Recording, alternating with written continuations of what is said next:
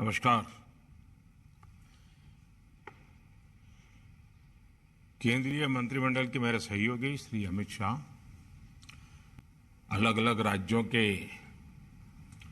मुख्यमंत्रीगण, गृह मंत्री जी, राज्यों के पुलिस महानिदेशक, गृह मंत्रालय के वरिष्ठ पदाधिकारीगण, अन्य सभी महानुभाव, देवी और सज्जनों,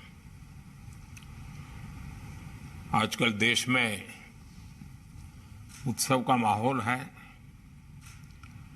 ओणम, ईद, दशहरा, दुर्गा पूजा, दीपावली सहित अनेक उत्सव शांति और सौहार्द के साथ देशवासियों ने मनाए हैं।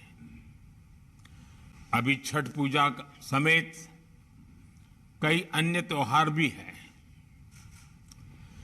विभिन्न चुनौतियों के बीच इन त्योहारों में देश की एकता का सशक्त होना आपकी तैयारियों का भी प्रतिबिंब है। संविधान में भले कानून और व्यवस्था राज्यों का दायित्व है, लेकिन ये देश की एकता, अखंडता के साथ भी उतने ही जुड़े हुए हैं। सूरजकुंड में हो रहा गृह मंत्रियों का ये चिंतन शिविर कोऑपरेटिव फेडरलिज्म का भी एक उत्तम उदाहरण है। हर एक राज्य एक दूसरे से सीखे, एक दूसरे से प्रेरणा ले, देश की बेहतरी के लिए मिलजुल करके काम करें। ये संविधान की भी भावना है और देशवासियों के प्रति हमारा दायित्व भी है। साथियों, आजादी का अमृत काल हमारे सामने है। आने वाले 25 साल देश में एक अमृत पीढ़ी के निर्माण के हैं। ये अमृत पीढ़ी पंच प्राणों के संकल्पों को धारण करके निर्मित होगी। विकसित भारत का निर्माण, गुलामी की हर सोच से मुक्ति, विरासत पर गर्व, एकता और एकजुटता और सबसे प्रमुख बात नागरिक कर्तव्य, इन पंच प्राणों का महत्व आप सभी भली भांति जानते हैं, समझते हैं। ये एक विराट संकल्प है जिसको सिर्फ और सिर्फ सबका प्रयास से ही सिद्ध किया जा सकता है। तरीके अपने अपने हो सकते हैं, रास्ते, प्रायोरिटी अलग अलग हो सकती हैं, लेकिन ये पंच प्राण देश के हर राज्य में हमारी गवर्नेंस की प्रेरणा होनी चाहिए। जब ये सुशासन के मूल में होंगे तो भारत के सामर्थ्य का विराट विस्तार होगा। जब देश का सामर्थ्य बढ़ेगा तो देश के हर नागरिक, हर परिवार का सामर्थ्य बढ़ेगा। यही तो सुशासन है जिसका लाभ देश के हर राज्य को समाज की आखिरी पंक्ति में खड़े व्यक्ति तक पहुंचाना है। इसमें आप सभी की बहुत बड़ी भूमिका है। साथियों, यहां आप में से अधिकतर या तो राज्य को नेतृत्व दे रहे हैं या फिर सीधे सीधे कानून व्यवस्था की जिम्मेदारी निभा रहे हैं। कानून व्यवस्था का सीधा संबंध राज्य के विकास से है। इसलिए राज्यों में विकास के लिए अनुकूल वातावरण बनाने में आप सभी के निर्णय और नीतियां और आपकी रीति ये बहुत अहम है। साथियों, कानून व्यवस्था के पूरे तंत्र का विश्वसनीय होना जनता के बीच उनका परसेप्शन क्या है, ये भी उतना ही महत्वपूर्ण है। आपने देखा है कि जब भी कोई नेचुरल कैलेमिटी होती है, प्राकृतिक आपदा होती है, तो इन दिनों एनडीआरएफ की, एसडीआरएफ की एक पहचान बनी हुई है। उनका यूनिफॉर्म, उस संकट के समय पहले पहुंच जाना, और इसके कारण देशवासियों के मन में इनके प्रति एक विश्वास बना है कि भाई ये आए हैं, चलिए संभल जाएगा। ये जो कह रहे हैं मानना चाहिए। इनकी बातें अगर स्वीकार करेंगे तो हमारा नुकसान कम होगा। और आप देखिए, एनडीआरएफ में है कौन भाई? एसडीआरएफ में है कौन? आप ही के सब साथी हैं, सुरक्षा बलों के जवान ही हैं। लेकिन समाज में उनके प्रति बड़ी श्रद्धा बन गई है। आपदा के समय में जैसे ही एनडीआरएफ, एसडीआरएफ की टीम पहुंचती है, वैसे ही लोगों को संतोष होने लगता है कि अब एक्सपर्ट टीम पहुंच गई है, अब से अपना काम कर लेंगे। साथियों, अपराध वाली किसी भी जगह पर जैसे ही पुलिस पहुंचती है, लोगों में ये भाव आता है कि सरकार पहुंच गई। कोरोना काल में भी हमने देखा है कि किस तरह पुलिस की साख बेहतर हुई थी। पुलिस के लोग जरूरतमंदों की मदद कर रहे थे, जरूरी संसाधन जुटा रहे थे, अपने जिंदगी को दांव पे लगा रहे थे। यानी कर्तव्य परायणता में कोई कमी नहीं है। जरूरत अच्छा परसेप्शन बनाए रखने की भी है। इसके लिए पुलिस बल को प्रेरित करना, उसके लिए प्लान करना, हर छोटी मोटी चीजों पर लगातार मार्गदर्शन करते रहना, कुछ गलत होता है तो रोकना, ये हमारी एक जीवंत प्रक्रिया होनी चाहिए। ऊपर से नीचे तक हर पल होनी चाहिए। साथियों, हमें एक बात और समझनी होगी। अब कानून व्यवस्था किसी एक राज्य के दायरे में सिमटी रहने वाली व्यवस्था नहीं रह गई है। अब अपराध इंटरस्टेट और इंटरनेशनल हो रहे हैं। यानी टेक्नोलॉजी की मदद से एक राज्य में बैठे अपराधी दूसरे राज्य में भयंकर अपराध करने की ताकत रखते हैं। देश की सीमा से बाहर बैठे अपराधी भी टेक्नोलॉजी का जमकर गलत इस्तेमाल कर रहे हैं। इसलिए हर राज्य की एजेंसियों का आपस में तालमेल, केंद्र और राज्य की एजेंसियों का आपस में तालमेल, ये बहुत जरूरी है।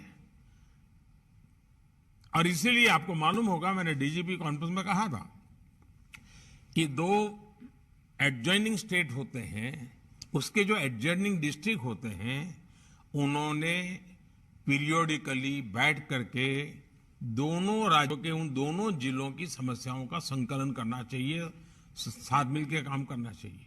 उसी में से ताकत बनेगी। कई बार केंद्रीय एजेंसियों को कई राज्यों में एक साथ जांच करनी पड़ती है, दूसरे देशों में भी जाना पड़ता है। इसलिए हर राज्य का दायित्व है कि चाहे राज्य की एजेंसी हो, चाहे केंद्र की एजेंसी हो, या संबंधित कहीं किसी और राज्य से संपर्क आता है, सभी एजेंसियों को एक दूसरे को पूरा सहयोग देना चाहिए। कोई बड़ा है, कोई छोटा है, किसका अधिकार है, उसी में कभी कभी तो हम देखते हैं एक आध एफआईआर रजिस्टर नहीं हुई, क्यों नहीं हुई? तो बोले ये तय नहीं हो रहा है कि वो जो जगह है वो इस थाने में पड़ती है, उस थाने में पड़ती है। ये जो चीजें हैं वो सिर्फ पुलिस थाने तक नहीं है, राज्यों के बीच भी हो जाती हैं, केंद्र और राज्य के बीच में हो जाती हैं, भारत और विदेश की व्यवस्थाओं के साथ हो जाती है। इसलिए हमारी एफिशिएंसी के लिए, हमारे आउटकम के लिए, सामान्य नागरिक को सुरक्षा देने के लिए हमारे बीच में तालमेल, संकलन, सहयोग बहुत अनिवार्य है। और इसके लिए जितना संकलन बढ़ेगा, आपके राज्य की भी ताकत बढ़ने वाली है।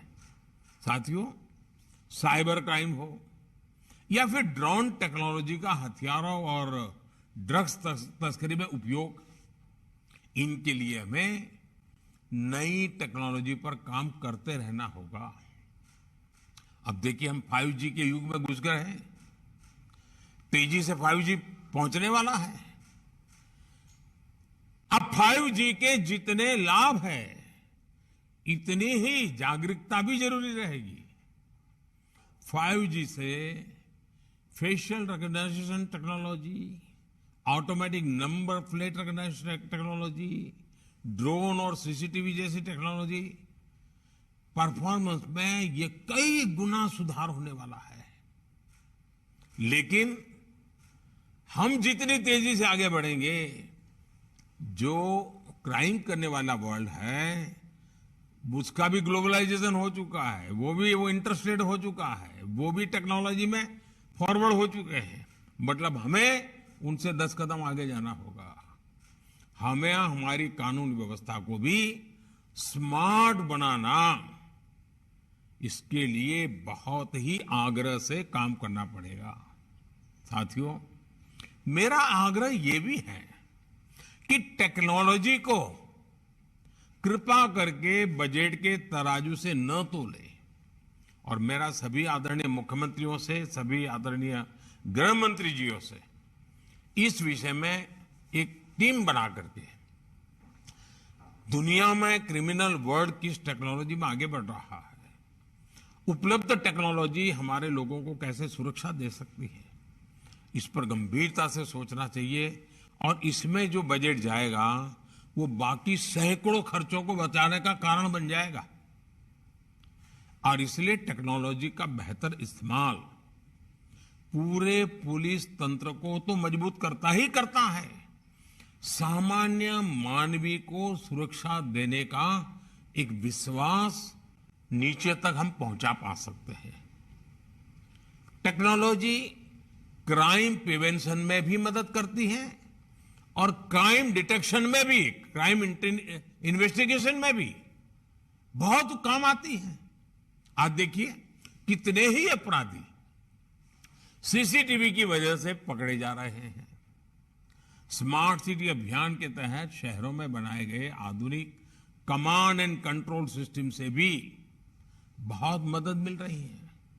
साथियों, इस प्रकार की नई टेक्नोलॉजी के विकास के लिए केंद्र सरकार ने पुलिस टेक्नोलॉजी मिशन भी शुरू किया है।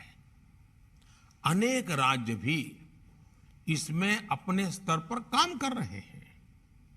लेकिन यह अनुभव आ रहा है कि हमारे अलग अलग प्रयोग होने के कारण हमारी टेक्नोलॉजी एक दूसरे के साथ बात नहीं करती है और इसलिए हमारी एनर्जी वेस्ट होती है।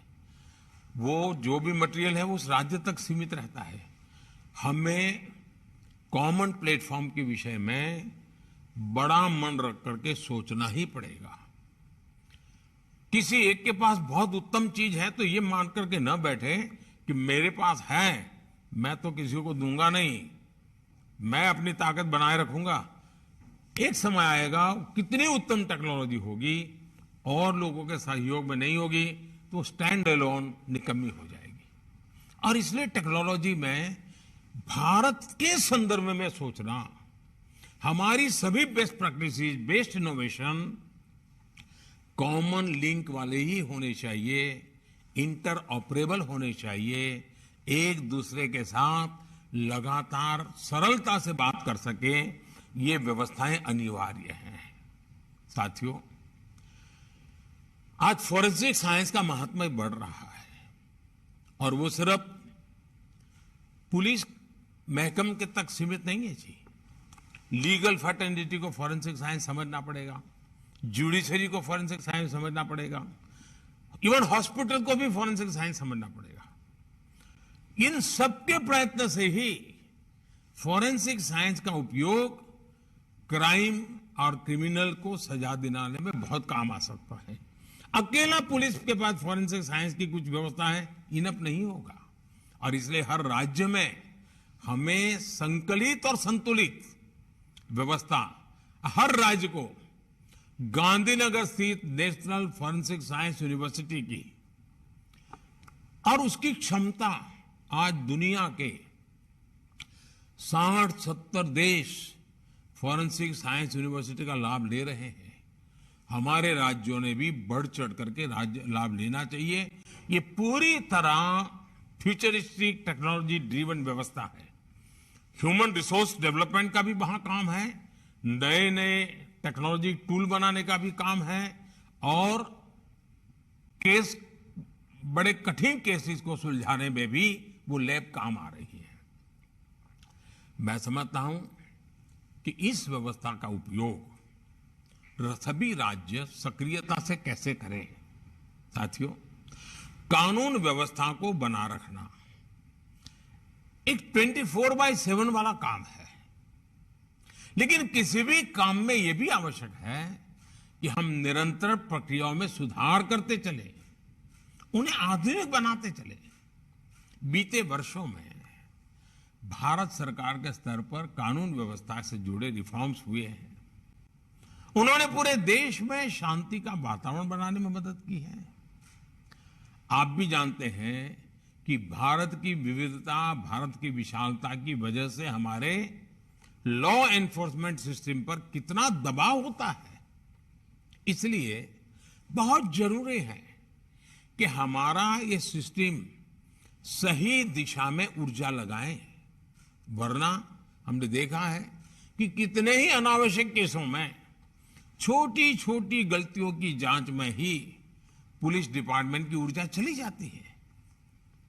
इसलिए हमने व्यापार कारोबार से जुड़े अनेकों प्रावधानों को अब डीक्रिमिनलाइज कर दिया है, उन्हें अपराध की श्रेणी से बाहर निकाल दिया है। 1,500 से ज्यादा पुराने कानूनों को समाप्त करके भविष्य का बहुत बड़ा बोझ कम किया गया है। मैं तो राज्यों से भी आग्रह करता हूं, आप भी अपने यहां कानूनों को इवेल्युएट कीजिए। आजादी के पहले के जितने कानून हैं उनको वर्तमान तारीखों के साथ बदलाव लाइए।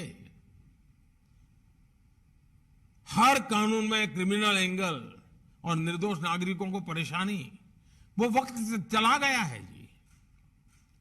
साथियों, सरकार को अब जैसे स्वामित्व योजना, ये स्वामित्व योजना के तहत देश के गांवों में ड्रोन टेक्नोलॉजी के माध्यम से प्रॉपर्टी कार्ड वितरित कर रहे हैं।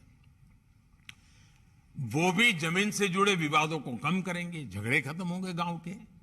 वरना गांव की समस्या ज्यादातर 1 फुट जमीन इसने ले ली, उसी में से बड़े बड़े झगड़े हो जाते हैं। साथियों, परोक्ष और अपरोक्ष रूप से किए गए ऐसे अनेक प्रयासों से लॉ एनफोर्समेंट एजेंसियों को भी अपनी प्राथमिकता तय करने में बहुत मदद मिली है।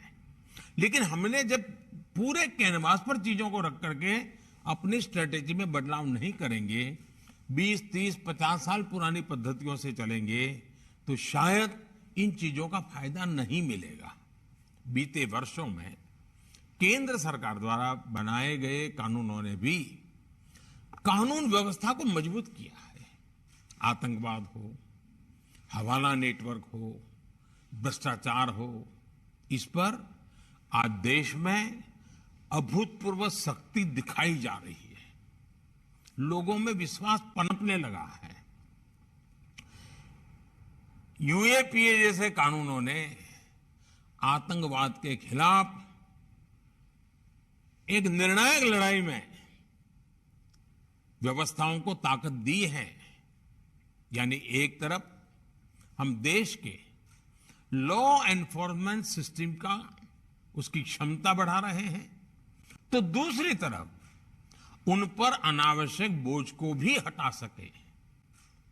साथियों, एक और विषय हमारे देश की पुलिस के लिए महत्वपूर्ण है। जैसे आज देश में one nation one ration card की व्यवस्था बनी है, one nation one mobility card की व्यवस्था हो रही है, वन नेशन वन ग्रिड बना है, one nation one sine language बनी है, वैसे ही पुलिस की वर्दी को भी लेकर भी ऐसी कोई अप्रोच अपनाई जा सकती है। क्या हमारे राज्य मिल बैठ करके, इससे बहुत लाभ होंगे। एक तो क्वालिटी मटेरियल प्रोडक्ट होगा, क्योंकि मास स्केल पर होगा।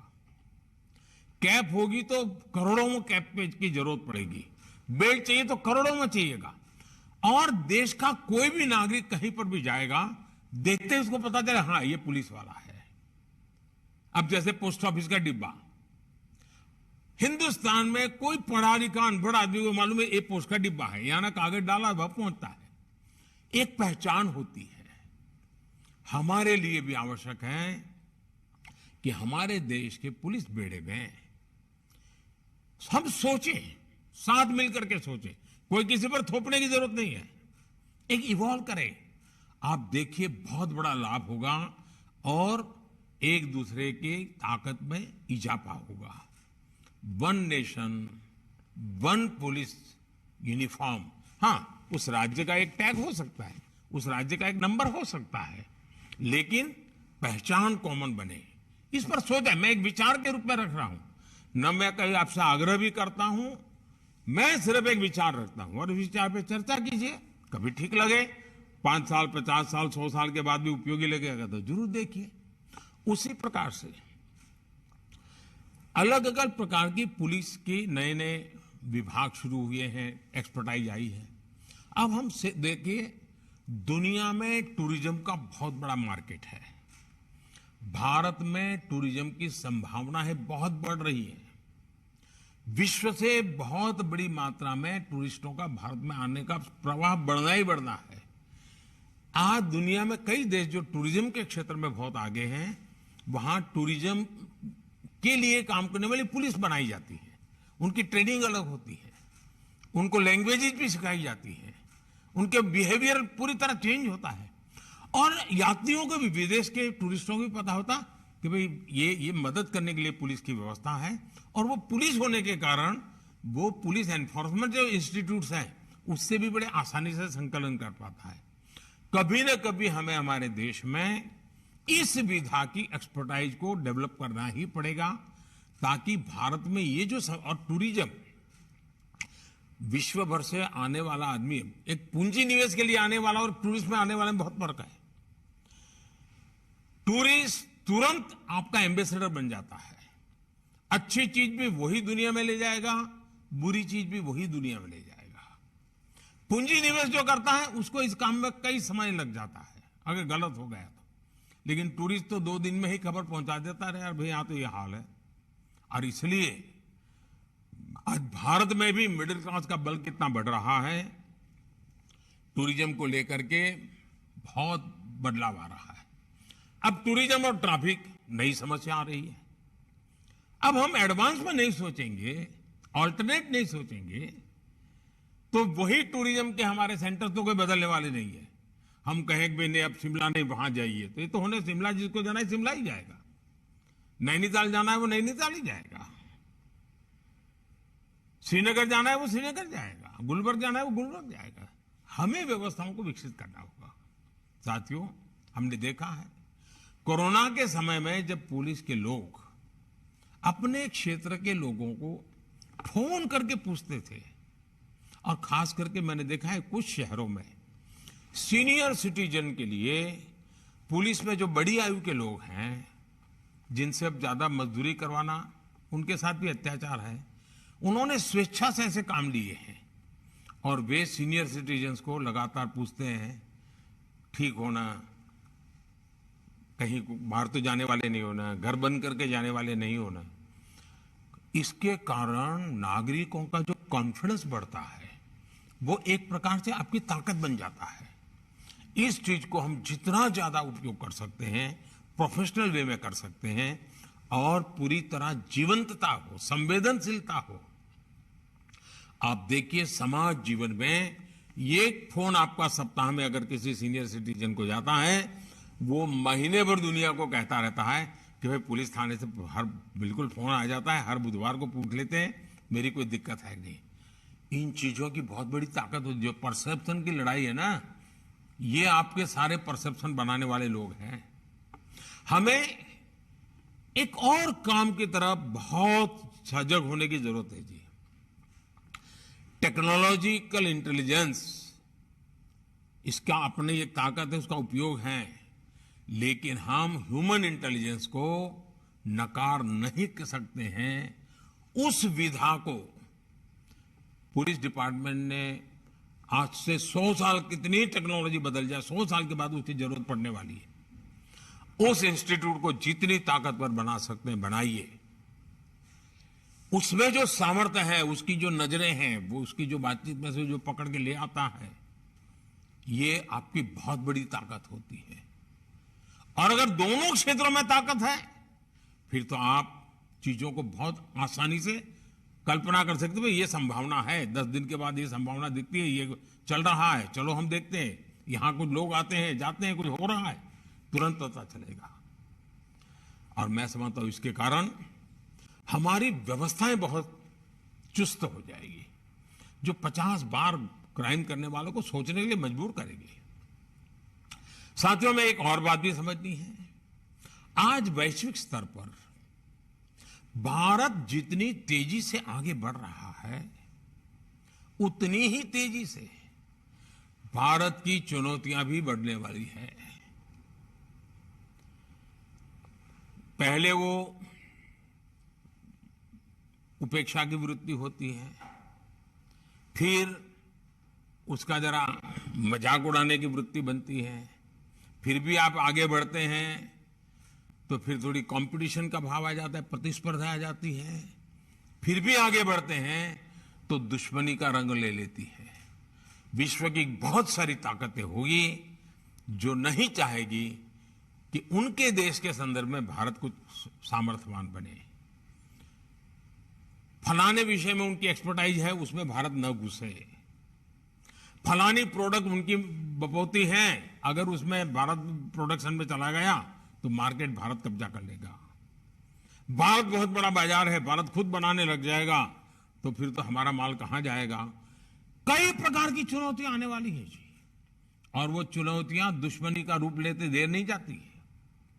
और इसलिए हमें हमारे इन सारे चैलेंजेस को हमें समझना है। और ये सहज है, किसी को हमसे कोई हमारा बुरा करना नहीं, मनुष्य का स्वभाव है। आपके यहां भी 2 अफसर होंगे तो लगता है कि हाँ यार ये आगे चलकर इसकी को प्रमोशन हो जाएगा, मैं तो रह जाऊंगा, तो फिर उनका 10 साल पहले ही तू शुरू हो जाता है। वैसा हर जगह पे होता है भाई। और इसलिए मैं कहता हूं कि हम थोड़ा दूर का सोच करके हमारे सामर्थ्य को, प्रोटेक्टेड एनवायरनमेंट, प्रॉपर मैसेजिंग, इसके लिए आवश्यक बारीकियों को, तो पहले की लॉ एंड ऑर्डर और आज की चुनौतियों में बहुत बड़ा फर्क आने वाला है। पहले का तो बरकरार रखना ही पड़ेगा, नए को लिए भी हमने अपने आप को तैयार करना पड़ेगा। हमें देश के विरोध में जो ताकतें खड़ी हो रही हैं, जिस प्रकार से हर चीज का उपयोग किया जा रहा है, सामान्य नागरिक की सुरक्षा के लिए, लॉ अबाइडिंग सिटीज के अधिकारों के लिए, ऐसी किसी भी नकारात्मक शक्तियों के खिलाफ कठोर से कठोर बर्ताव ही हमारी जिम्मेवारी है। कोई उदारता नहीं चल सकती है जी, क्योंकि आखिरकार जो लॉ अबाइडिंग सिटीजन है जो कानून को मानने वाला व्यक्ति है, वो कहां जाएगा भाई? हमारा काम है, और ऐसे 99% सिटीजन वही होते हैं जी। 1% का ही प्रॉब्लम होता है। हमें उन 99 को विश्वास दिलाने के लिए उन 1% के प्रति जरा भी उदारता बरतने की जरूरत नहीं है। साथियों, सोशल मीडिया की शक्ति को हमें काम करके क्या हो रहा है इतने मात्र से उसको आंकना नहीं चाहिए। एक छोटी सी फेक न्यूज पूरे देश में बड़ा बवाल खड़ा कर सकती है। हमें मालूम है आरक्षण की ऐसी अफवाह फैल गई, फेक न्यूज चल दिया, क्या कुछ नुकसान झेलना पड़ा था देश को। 6-8 घंटे के बाद जब पता चला तो सब शांत हो गए, लेकिन तब तक तो नुकसान बहुत हो चुका था। और इसलिए लोगों को हमें एजुकेट करते रहना पड़ेगा कि कोई भी चीज आती है उसको फॉरवर्ड करने से पहले 10 बार सोचो भाई। कोई भी चीज आती है उसको मानने से पहले जरा वेरीफाई करो। और सारे प्लेटफॉर्म पर वेरिफिकेशन की व्यवस्था होती है। आपको 1, 2, 10 जगह पे 8 चक्कर लगाओगे तो कुछ ना कुछ नई वर्जन मिल जाएगा। ये हमें लोगों को एजुकेट करना होगा। हमें ऐसी फेक वर्ल्ड से ड्रिवन सोसाइटी, उसी से डरी हुई सोसाइटी, उसी से ड्राइव होने वाली सोसाइटी, इसके बीच में एक बहुत बड़ी शक्ति हमें खड़ी करनी होगी, टेक्नोलॉजिकल शक्ति खड़ी करनी होगी। साथियों, सिविल डिफेंस की आवश्यकता है। और जैसे अभी अमित भाई बता रहे थे, भाई कुछ चीजें हैं जिस पर हमारा ध्यान अभी हट रहा है। अमित भाई ने सही चीजों को पकड़ा है।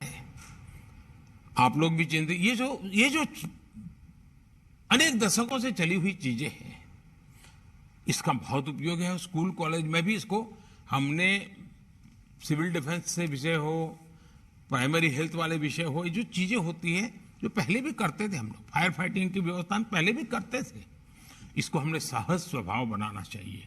और मैंने तो कहा है हर नगर पालिका, महानगर पालिका में सप्ताह में एक दिन किसी स्कूल में जाकर के फायर फाइटिंग के क्षेत्र के लोग और पुलिस ने जाकर के ड्रिल करनी चाहिए।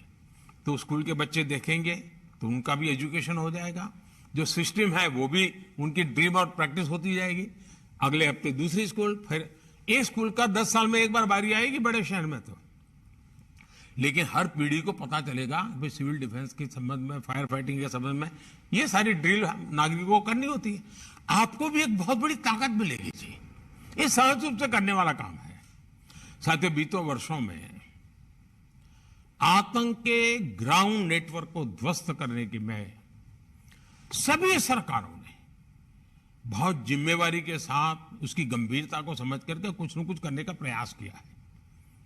कहीं पर शायद सफलता पहले मिली हो, कहीं देर से मिली हो, लेकिन हर एक को इसकी गंभीरता में आज समझाना पड़े ऐसा नहीं है। अब हमें ताकत को जोड़ करके इसको हैंडल करना है जी। इसी प्रकार नक्सलवाद के हर फॉर्म को हमने पराजित करना पड़ेगा जी। बंदूक वाला भी है और कलम वाला भी नक्सलवाद है। हमें इन सब का काट निकालना पड़ेगा जी।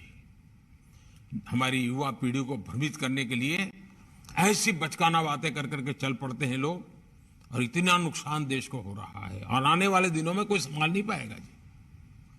और इसलिए हमने जैसे नक्सल प्रभावित जिलों पर फोकस किया है, उसी प्रकार से उन्होंने अब अपना इंटेलेक्चुअल दायरा उन जगह पे पहुंचाने का प्रयास किया है जो आने वाली पीढ़ियों में विकृत मानसिकता पैदा कर सकते हैं, एक दूसरे के प्रति द्वेष पैदा कर सकते हैं, इमोशनल चीजों को आउट ऑफ प्रोपोर्शन उछाल करके समाज के अनेक टुकड़ों में खाई पैदा कर सकते हैं, बिखराव पैदा कर सकते हैं। देश की एकता और अखंडता, सरदार वल्लभ भाई पटेल हमारी प्रेरणा हो, हमें ऐसी किसी चीजों को देश में चलने नहीं देना है। लेकिन बुद्धिपूर्वक करना पड़ेगा, समझदारी से करना पड़ेगा। हमारे फोर्सेज में भी ऐसी एक्सपर्टाइज तैयार करनी पड़ेगी।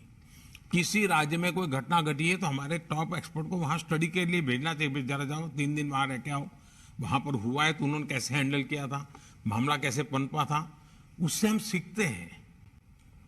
सीखने के लिए हमने लगातार कोशिश करनी चाहिए। और जो इस प्रकार की दुनिया वाले लोग हैं, वो उनको अंतर्राष्ट्रीय स्तर पर से भी बहुत मदद मिल जाती है और वो इसमें चतुर होते हैं। और उनका चेहरा मोहरा इतना बड़ा सात्विक दिखता है, इतना बड़ा संविधान और कानून की भाषा में ही बोलते हैं, प्रवृत्ति कुछ और करते हैं। इन सारी चीजों को दूध का दूध और पानी का पानी ये समझने की ताकत हमारे सिक्योरिटी सामर्थ्य में होनी चाहिए जी।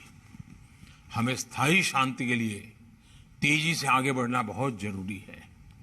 साथियों, जम्मू कश्मीर हो या नॉर्थ ईस्ट हो, आज हम विश्वास गेन कर रहे हैं। डिस्ट्रक्टिव ताकतों को भी मुख्य धारा में आने का मन करने लगा है। और जब हम विकास उनको नजर आता है, इंफ्रास्ट्रक्चर दिखता है, उनकी अपेक्षाएं पूरी हो रही है, तो वे भी अब शस्त्रों को छोड़ करके साथ चलने के लिए तैयार हो रहे हैं। उसी प्रकार से बॉर्डर और कोस्टल एरिया में हमें विकास की ओर देखना होगा।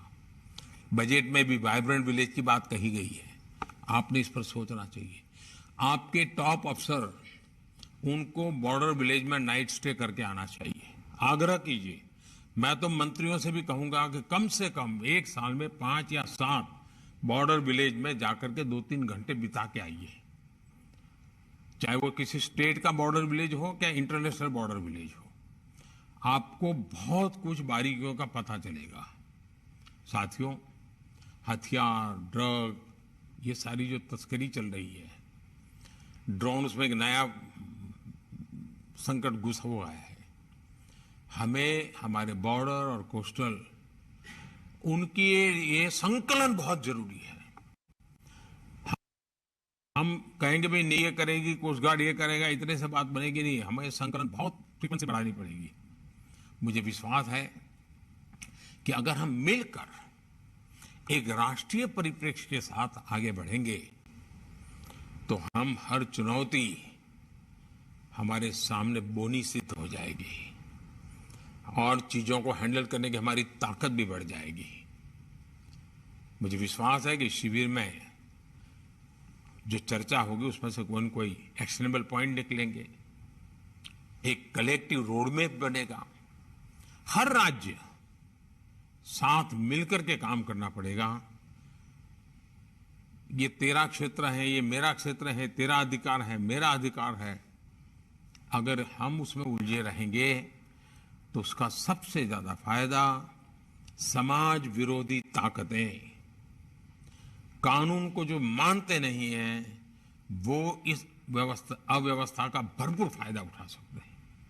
इसलिए हमारे बीच समझदारी, संकलन, विश्वास और बड़ा प्रोफेशनल होना चाहिए जी।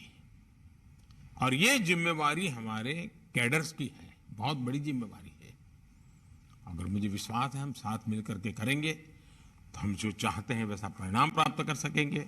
और देश के लिए जो अवसर आया है, उस अवसर को पहली नजर में ताकत यूनिफॉर्म फोर्सेस से आती है।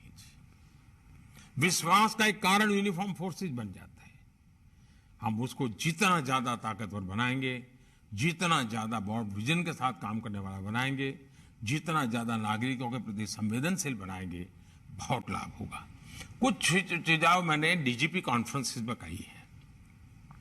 मैं सभी मुख्यमंत्री और गृह मंत्री से आग्रह करूंगा कि डीजीपी कॉन्फ्रेंस एक बहुत ही अच्छी इंस्टीट्यूशन के रूप में विकसित हुई है। खुलकर के चर्चा होती है और उसमें पॉलिटिकल एलिमेंट जीरो होता है। उसमें से जो बातें निकलती है, मैं सभी गृह विभाग के मेरे सचिव वो जो रहते हैं वो आईएएस कैडर के होते हैं और हमारे जो पॉलिटिकल फील्ड के लोग जो चुनकर के आकर के सरकार चलाते हैं। डीजीपी कॉन्फ्रेंस में जो बातें हुई उनसे पूरा ब्रीफिंग लेना चाहिए। उसमें एक्शनेबल पॉइंट को हमें अपने राज्य में तुरंत लागू करना चाहिए, तब जाकर के फायदा होगा। हमें डीजीपी कॉन्फ्रेंस से तो एक मीटिंग हो गई थी, हमारे साहब होकर के आ गए हैं, ये नहीं है जी। ये एक देश की सिक्योरिटी को लेकर के काम करने। अब जैसे एक सुझाव आया था कि भी हमारे पुलिस के लिए रहने के घर। अब मैंने एक सुझाव दिया था कि खास करके बड़े शहरों में जो पुलिस थाने हैं या पुलिस स्टेशन है, आप जरा सोचिए कि उसमें से कुछ मल्टी स्टोरीड बन सकता है क्या? नीचे थाना चला रहेगा, लेकिन अगर ऊपर ऊपर 20 मंजिला मकान बना दिया और क्वार्टर बना दिए रहने के लिए, तो उस इलाके के जितने पुलिस वाले हैं उनके लिए घर वहीं मिल जाएगा। ट्रांसफर हो जाएगी तो वो खाली करके चला जाएगा, तो जो आएगा उसको वही मकान मिल जाएगा। तो पुलिस को आज शहर के बाहर 25 किलोमीटर दूर घर मिलता है, उसको आने जाने में 2-2 घंटे लगते हैं। हम जमीन का भी ज्यादा उस राज्य से बात कर सकते हैं, उस कॉरपोरेशन से बात कर सकते हैं, जरा उसको हाई राइज के लिए भी फायदा हो, और ऊपर भी हम सिक्योरिटी के लिए व्यवस्थाएं ऑर्गेनाइज कर सकते हैं, हम चीजों को देखने के लिए व्यवस्थाएं ऑर्गेनाइज कर सकते हैं। यानी स्टैंड एलोन एक छोटा पुलिस थाना है, उसके बजाय आधुनिक पुलिस थाना भी बन जाएगा और उसी के ऊपर 20-25 मंजिला मकान बनकर के रहने के लिए घरों की व्यवस्था हो जाएगी।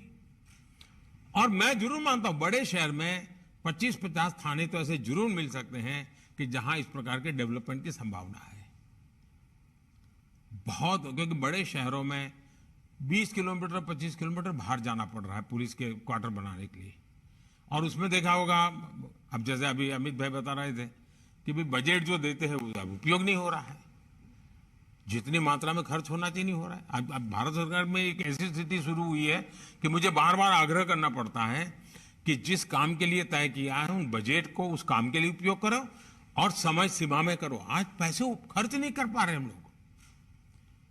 हमारे देश में इस स्थिति में नहीं चाहिए, हमें अपनी ताकत बढ़ानी होगी जी, हमारा सामर्थ्य बढ़ाना होगा, निर्णय शक्ति को बढ़ाना पड़ेगा, तब जाकर के इन धन का सही उपयोग समय सीमा में कर पाएंगे। और जब समय सीमा में धन का उपयोग होता है तो वेस्टेज तो बचता ही बचता है, हमें लाभ बहुत होता है। एक और मेरे विषय है आपका, मैं चाहता हूं सभी राज्य के पुलिस और भारत सरकार का पुलिस जो हमने स्क्रैपिंग पॉलिसी लाए हैं उसका स्टडी कीजिए, और आपके जितने पुराने व्हीकल हैं एक बार उनको स्क्रैप करने की दिशा में आप आगे बढ़िए। पुलिस के पास व्हीकल पुराना नहीं होना चाहिए, क्योंकि उसकी एफिशिएंसी से जुड़ा हुआ विषय है। उससे कारण 2 फायदे होंगे। जो स्क्रैपिंग की बिजनेस में आने वाले लोग हैं उनको एश्योरेंस मिल जाएगा कि भाई फलाने राज्य में 2000 व्हीकल स्क्रैपिंग के लिए ऑलरेडी उन्होंने आइडेंटिफाई कर दिए, चलो मैं एक यूनिट लगा देता हूं रिसाइकल का, सर्कुलर इकोनॉमी का काम हो जाएगा। और हम अगर 2000 व्हीकल वहां जाए तो जो नए व्हीकल बनाने वाली कंपनियां भी आ जाएगी कि भाई आप अगर 2000 व्हीकल हमारे साथ लेते हैं तो हम रेट इतना कम करेंगे, हम क्वालिटी में आपको जो चाहिए करके देंगे। इतना बढ़िया पैकेज बन सकता है जी। सभी हमारे पुलिस के पास आधुनिक से आधुनिक व्हीकल आ सकते हैं, हम उस पर सोचें। और मैं चाहता हूं कि मिनिस्टर खुद बुलाएं ऐसे जो स्क्रैपिंग की दुनिया में अच्छा काम कर सकते हैं, उनको कहीं भी हम चलो जमीन देते हैं आपको, आप एक स्क्रैपिंग के लिए यूनिट, रिसाइकल के यूनिट लगा दीजिए, हम पहले पुलिस वाले व्हीकल दे देंगे आपको, हम पुलिस के लिए नए व्हीकल ले लेंगे। ये बहुत जरूरी है जी। भारत सरकार के भिन्न भिन्न यूनिट भी अपने पुराने सारे कूड़ा कचरा निकाल देते हैं और नए, तो हमारी एनवायरमेंट एफिशिएंसी सब में फर्क आएगा।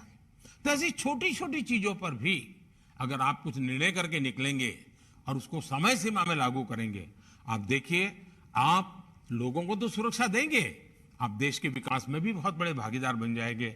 और मुझे पूरा विश्वास है कि जिस गंभीरता से इस मीटिंग को आप लोगों ने लिया है, और विशेष करके इतनी बड़ी संख्या में मुख्यमंत्रियों का आकर के इस मीटिंग में बैठना, सचमुच में तो जब मैंने आपको देखा है तो मेरा मन करता है मुझे वहां आपके बीच में होना चाहिए था, लेकिन पहले से कुछ कार्यक्रमों का इतना प्रेशर रहा है कि मैं नहीं आ पाया। लेकिन जब इतने सारे माननीय मुख्यमंत्री जी आते हो तो एक प्रधानमंत्री का स्वाभाविक मन कर जाता है कि जरा आपके बीच बैठूं, मैं भी आपके साथ चाय पान करते करते काफी बातें करूं, लेकिन मैं नहीं कर पाया। इस बार गृह मंत्री जी आपके साथ बात कर रहे हैं, वो जो भी विषय आप चर्चा करेंगे मुझ तक जरूर पहुंचेगा, और मेरे हिस्से में जो जिम्मेवारी होगी मैं सभी मुख्यमंत्रियों को, सभी गृह मंत्रियों को विश्वास दिलाता हूं कि आपकी आशा अपेक्षा पर खरा उतरने के लिए भारत सरकार भी उतना ही प्रयास करेगी। मेरा आप सबको बहुत बहुत धन्यवाद, बहुत बहुत शुभकामनाएं।